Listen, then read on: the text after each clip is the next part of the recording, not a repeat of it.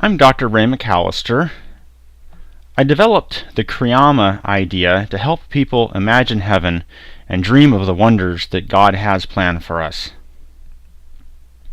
In this video, I'm going to give some background to some of the creatures and ideas in this Qriama Journey to Heaven movie that I made, and I'm also going to share with you some behind-the-scenes information, especially considering the fact that I'm a totally blind animator. What I have on the screen right now is some source code to the slideshow program that I'm going to be running. All of the Qriama things are coded in BASC, typed line by line. I didn't draw anything with a pen. It's all commands in the computer. So we'll go ahead and get this running here. Alright, here's the Qriama slideshow. We start out with a full-size picture of Qriama. Rainbow wings, silver gray fins and tail, yellow gold body, and red markings.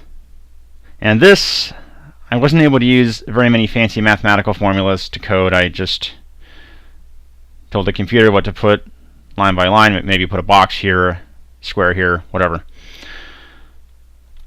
Alright, here's the garden scene. In the background, we of course have the sea green undersea background. We have at the bottom multicolored grains of sand with some stones in it. There are some zlaga plants. These are the plants that have the little berries on each one that go from purple to red. Sometimes one might find a white berry on a plant, except that Qriama really likes those and usually gets to them before the camera does. Qriama has just awakened inside a flower.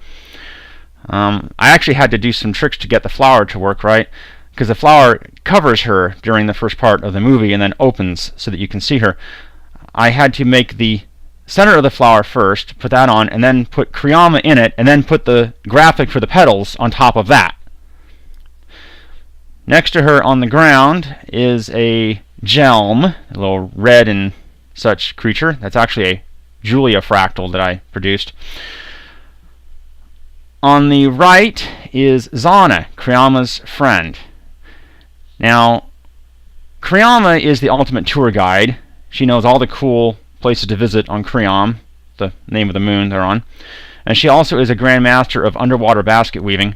Zana is a naturopathic physician. Now, obviously nobody gets sick on an unfallen world, but Zana can use her skills to help someone relax, help someone become stronger, maybe explore some unusual talent.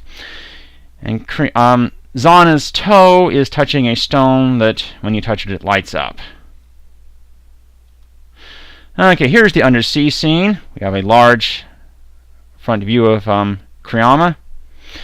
She's surrounded by 4 Zem, the 8 tentacled creatures. They're very friendly. She and Zana are swimming with them, actually, in the movie. The way I got the Zem to twirl in the movie is I made one of each type of Zem, and then I ran a utility that I wrote that rotates them all kinds of different directions. There's some foliage on the ground, different colored leaves. And on the left is a cadella, spelled with a Q, a cadella plant. It has a green stem with some berries on it, which are quite tasty, and then a top that goes from yellow to red, and the red part on the top is also edible. There is a zob, a bluish fractal creature under that.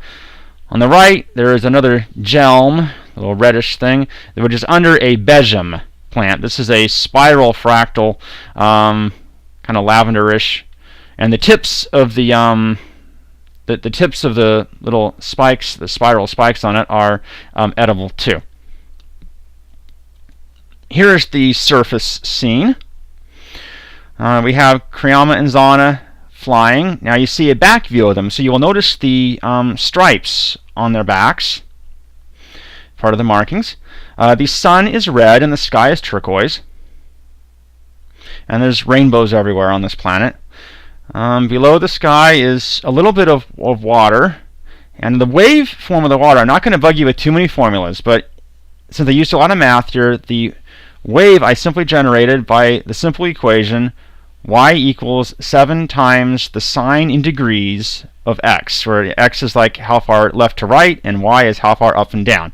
And that's the only formula I'm going to throw at you, but I used a lot of these in this program to get what I needed to get. We have most of the surface of Qriama covered with this floating hydroponic grass. So there's no land, it's just this grass, all different colors, variegated. And then on that we have all kinds of things. We have the Yossalarl, which is the little bunny type, pink bunny type creature in the lower left. Behind that is a snowflake tree, or a tisd. Now Sally thought of the idea of a tree with snowflake-shaped leaves. Sally's my wife.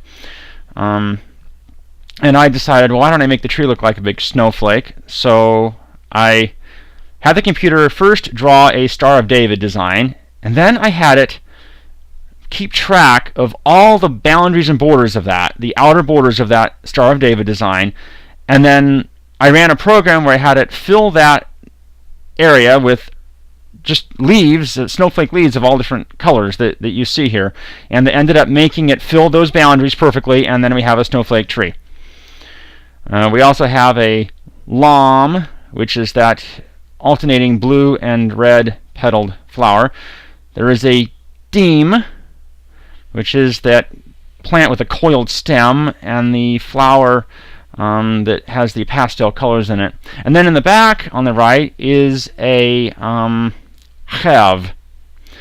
That is a musical instrument plant. It has those little blue grass things on the bottom, and then the yellow to red part on top.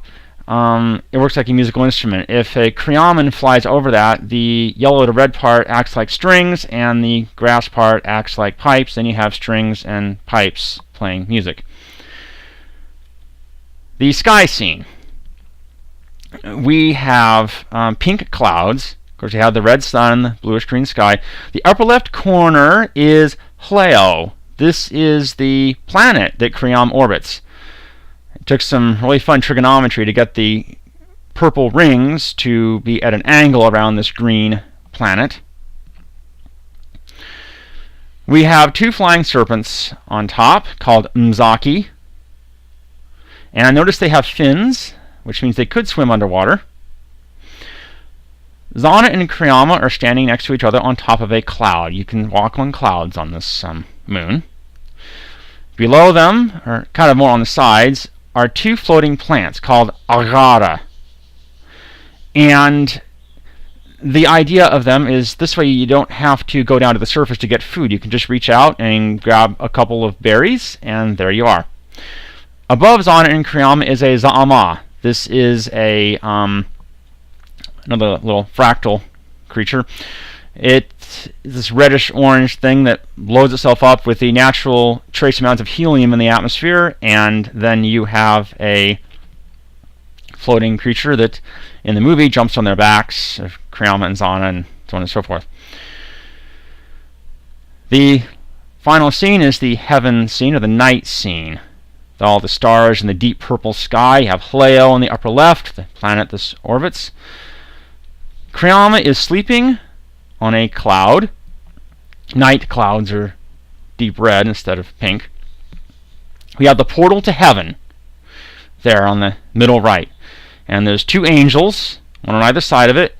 Now, of course, the angels have fishtails instead of human-type feet, because on Qriam, the main intelligent life forms are sea angels, angels with fins, and so fins and tails, so this is what you would have for actual angels.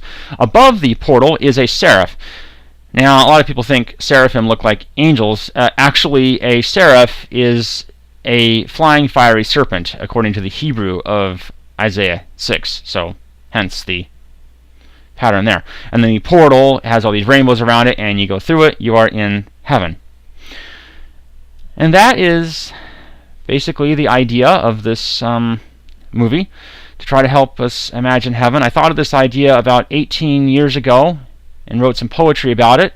And being blind, I really didn't think I could do any more with the idea until I started learning how to code graphics in BASC this year, and then I could have a lot of fun with this. So that's the background to the Qriama Journey to Heaven movie. Hope it will make a little more sense now.